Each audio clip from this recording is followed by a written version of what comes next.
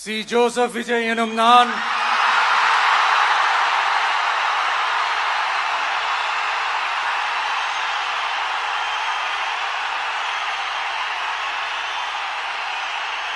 சட்டப்படி அமைக்கப்பெற்ற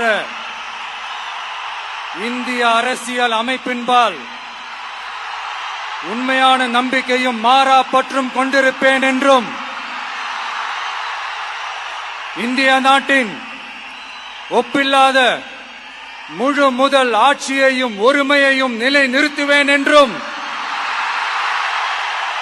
தமிழ்நாட்டு அரசின் முதலமைச்சராக உண்மையாகவும் உளச்சான்றின்படியும் என் கடமைகளை நிறைவேற்றுவேன் என்றும் அரசியல் அமைப்பிற்கும் சட்டத்திற்கும் இணங்க அச்சமும் ஒருதலை சார்பும் இன்றி விருப்பு வெறுப்பை விலக்கி பலதரப்பட்ட மக்கள் அனைவருக்கும் நேர்மையானதை செய்வேன் என்றும் ஆண்டவன் மீது ஆணையிட்டு உறுதிமொழிகிறேன்.